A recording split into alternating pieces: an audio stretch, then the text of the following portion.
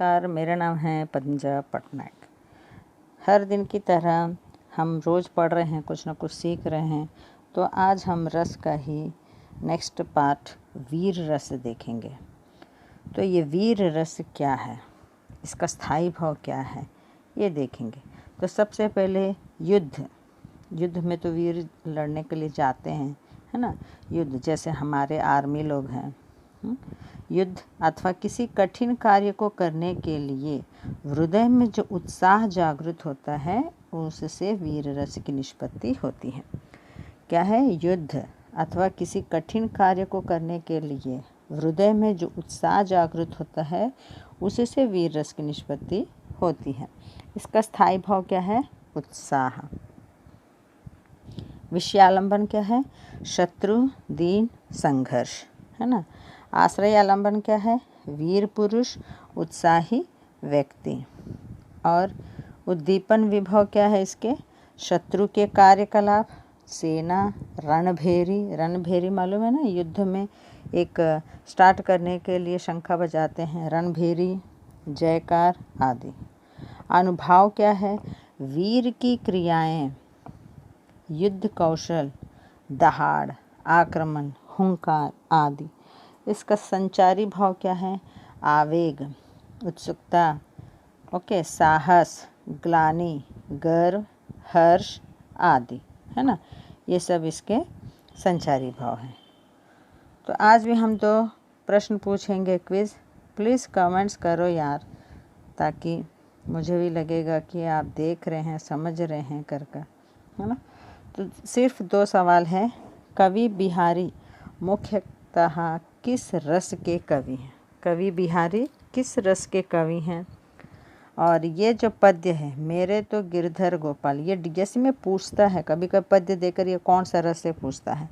तो मेरे तो गिरधर गोपाल दूसरों ना कोई, जाके सिर मोर मुकुट मेरो पति सोई।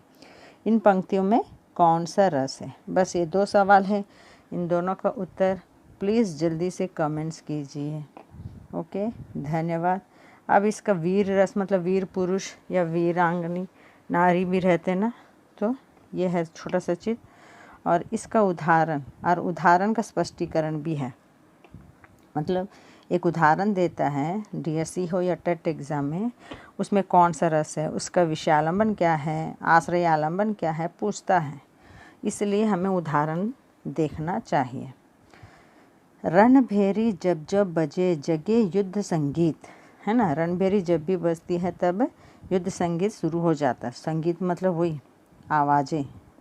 कन कन माटी का लिखे बलिदानों के गीत, हर मट्टी के कण में बलिदानों के गीत लिखे रहते हैं। मतलब ये किसके लिए बता रहे हैं?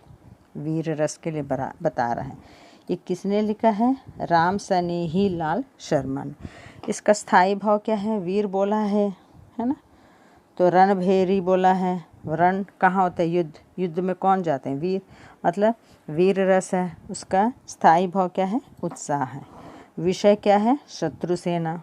आश्रय क्या है? देशभक्ति, तो जाएंगे युद्ध करने के लिए, है ना। और क्या है?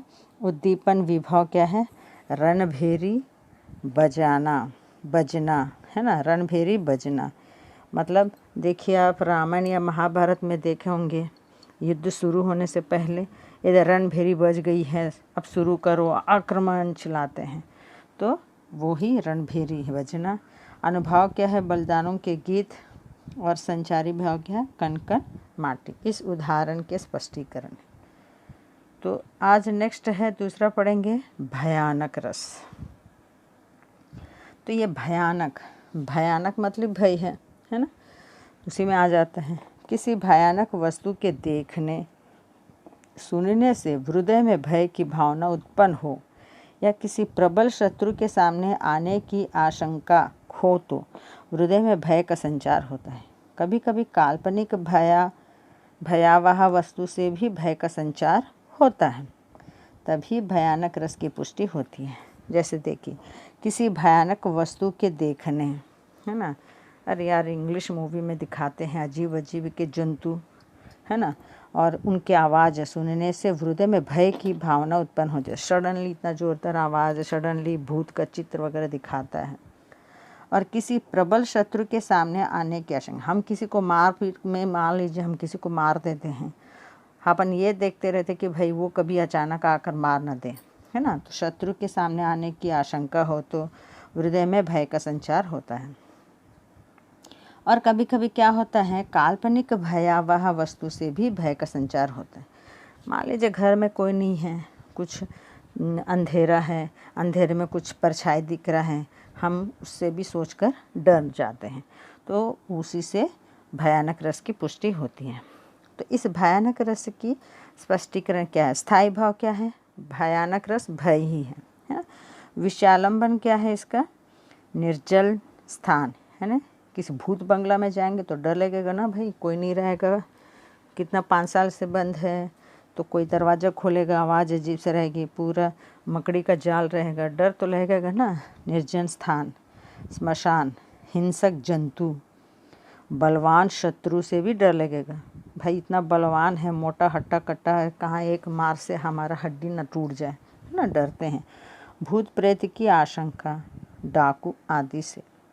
और इसका आश्रय या लंबन कौन है? भयभीत प्राणी या डरावनापन एवं भयंकर चेष्टाएं, है ना।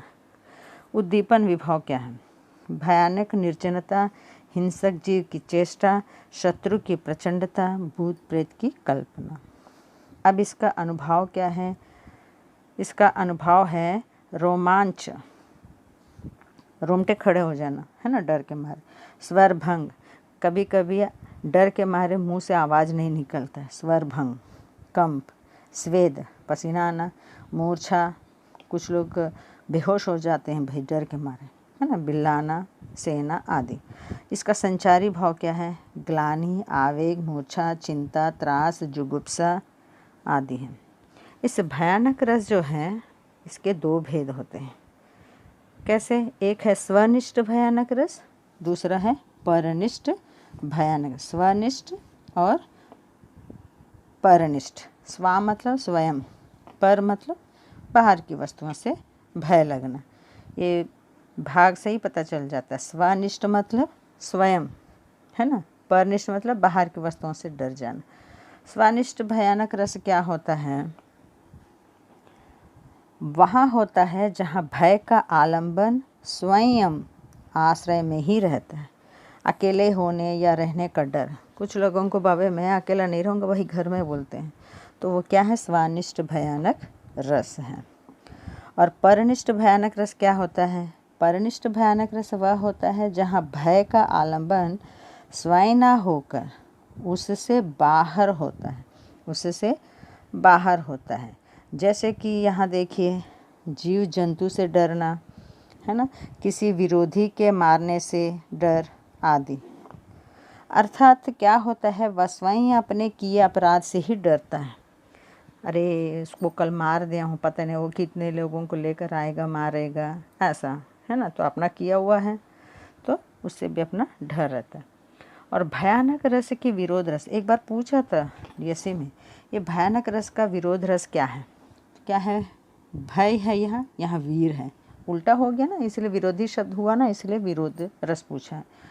वीर रस, रौद्र रस, हास्य रस, शांत रस, श्रृंगार रस, ये सभी भयानक रस के विरोधी रस हैं।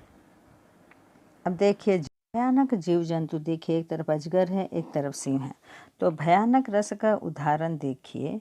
एक और अजगर, ओके, थोड़ा सा, एक और, एक तरफ अजगर रही लखी और एक और मृगराज, ओके, एक और अजगर है, एक और मृगराज है। बिकल बटोही बीच ही, है ना, व्याकुल हो जाता है। बटोही मतलब पथिक या मुसाफिर, वो व्याकुल हो जाती इन दोनों के बीच में रहकर। परियो मूर्छा खाए, और क्या करेगा बेचारा, इधर उधर देख कर वो मूर्छा में पड़ जाता है। तो इसका स्पष्टीकरण, इसका स्थायी भाव क्या है? क्यों मूर्छा पड़ गया भाई इस भयानक जीव जंतु को देख कर? तो स्थायी भाव क्या है? भय है। विषयालंबन, किसको देखकर? अजगर और सिंह को देखकर डर गया है। तो आश्रय आलंबन, कौन डर गया? तो वहाँ मुसाफिर और पथिक, जो भी रास्ते में जाता है वो। उद्दीपन विभव, किससे डर गया है? अजगर और सिंह की भयानक आकृति तथा चेष्टाएं को देखना, है ना। इसका अनुभाव क्या है?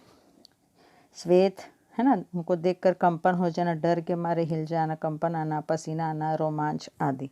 इसके संचारी भाव क्या हो गया है? मूर्छा पड़ गया है। और जाने में क्या हो गया? विकलता है, रुकावट, हैरानी, है ना। बस आज का यहीं तक है। अगर आपको पसंद आए तो वीडियो लाइक कीजिए, सब्सक्राइब कीजिए और कमेंट्स कीजिए। मैं हर वीडियो में 2-2 सवाल पूछूंगी, उसका उत्तर दीजिए प्लीज़। धन्यवाद।